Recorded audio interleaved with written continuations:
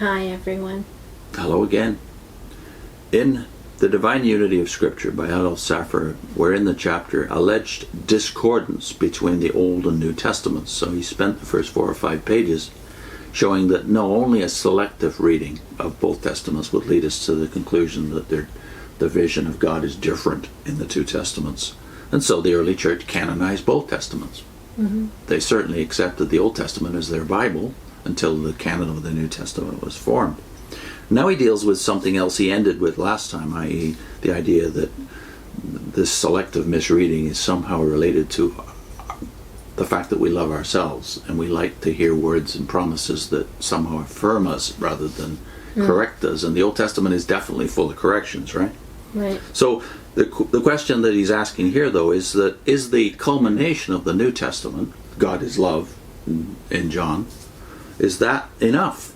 And he says, but if there is nothing else in God but mercifulness and what the world calls love, why was it necessary that there should be a propitiation for our sins? Therefore you find that all the New Testament declarations which speak of the love of God also show the dark background of the wrath of God against all ungodliness, and of our utterly lost condition in the sight of God, on account of the justice and holiness of God. Take any passage that you like. The gift of God is eternal life. Oh, everybody would say, yes, that sounds beautiful. But what precedes it? The wages of sin is death. Why are the wages of sin death if there's nothing else in God but love? God so loved the world that he gave his only begotten Son. Oh, that is beautiful. That whosoever believeth in him should not perish. But why should anybody perish with Christ or without Christ, unless it be that God in his holiness turns away from sin, and that the very love of God reacts against sin, and that God is a consuming fire against it. Therefore the very point which is the excellence of the New Testament, namely the atonement, the sacrifice of Christ on the cross, cannot be understood at all except on the basis of the Old Testament teaching as to the character of God, namely that God must punish sin, and that the wrath of God is the great obstacle which stands between fallen sinners and blessedness and communion with him. And thus it is that the expression, the wrath of God, which is so obnoxious to this 19th century, and I would say it's more obnoxious than today, for that's for sure, and on account of which they feel so estranged from the Old Testament, is a leading idea in the New Testament from the beginning. What did John the Baptist preach? Wrath against evil. What is declared to us in the 3rd chapter of the Gospel of John? He that believeth on the Son of God hath eternal life, but he that believeth not the Son shall not see life, but the wrath of God abideth on him. What does the Apostle Paul write to the Thessalonians? You are waiting for the coming of the Lord Jesus from heaven, even Jesus who delivered us from the wrath to come. And what is the whole meaning of the book of Revelation but this, that the Lord Jesus Christ at last is revealed in order to take to himself those who trust in him, while the judgment of God must be executed on those who have despised the gospel. Therefore, the Old Testament conception of God is the very basis and foundation on which the wonderful love of God in the sacrifice of Jesus shines forth in the New Testament. Excuse me. If Christ crucified is the center of the New Testament, if there the love of God shines forth most brightly, then the cross of Christ is misunderstood and misinterpreted, and so it is, in fact, by all those who reject the Old Testament idea of God, and the atonement is made to be nothing else but a manifestation of God's love, wherein it consists I do not see, and a death of witness and of martyrdom unto the truth of God. The only difference between the Old Testament and the New Testament is this, that the arrangement of the subjects is different. The Old Testament puts it in this way: God is holy, You are sinful. Therefore the wrath of God is upon you. Oh, that the Redeemer would come to deliver you. The New Testament puts it in this way. He has come. He has redeemed you. Now understand how holy God is, who could not save you except through the blood of Jesus Christ. And now understand how great and evil a thing sin is, that it required the stupendous sacrifice of God's own Son to remove it. But the character of God is the same throughout. Very good. There is another point which strikes people, and it is this. In the Old Testament we read of judgment upon judgment of God. Adam and Eve are banished out of paradise, and the earth cursed on account of their transgression. And then comes the judgment of the flood, and then comes the judgment on the Tower of Babel. Then come the repeated judgments on the Egyptians and on the enemies of Israel, and a great many on Israel itself. And people think that the Old Testament God is the God of judgments, and so he is. But the reason of this is exactly the opposite of what they imagine. The reason of it is the mercy of God. God, who had Christ always before him from the beginning of the world, did not wish that the history of the apostate race should come to an end. He desired to postpone the last judgment as long as possible, and therefore he sent these preliminary judgments in order to make it possible for him to carry on the history of mankind. Adam and Eve could not have remained in paradise. It would have been an end of all history. The human race could not have continued in the days of Noah, but God wished to continue it, and therefore there came a judgment. And out of that judgment, the nucleus of a new development in Noah and his household. All the judgments are sent in order, as it were, to make it possible for God to continue the dealings of his mercy. In the New Testament, we have the same principle. Only the order of things is different. There, what God says is this: there is now before you a clear space, a long period, in which there is an amnesty. There will not be judgments, but the declaration that God is reconciling the world unto himself in Christ Jesus.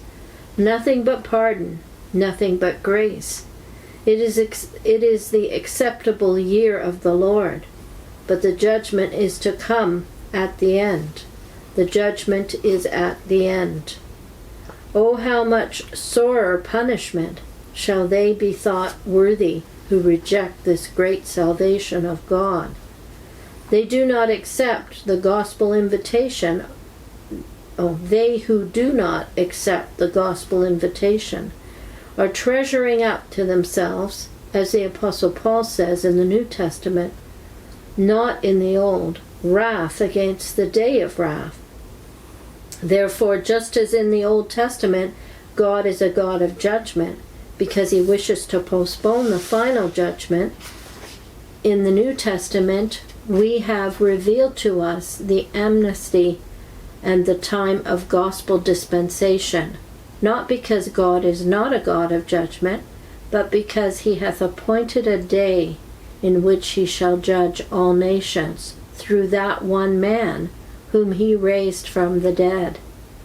So you see, the same elements are in the New as in the Old Testament. Now I must go still further. Believe me, I do not want to utter a paradox, but I declare the simple truth. As there are in the Old Testament most wonderful expressions of the loving kindness and tenderness of Jehovah God, such as shine forth with most extraordinary brilliancy and sweetness, even after the New Testament revelation. Now he quotes, I will abundantly pardon. With the Lord there is plenteous redemption. Can a woman forget her child? The mountains shall be parted, and the hills be removed, but my thoughts of peace toward you cannot be removed. How shall I give thee up, O Ephraim? Why will ye die? With the Lord our God there is forgiveness, that he may be feared. So all these are Old Testament quotes.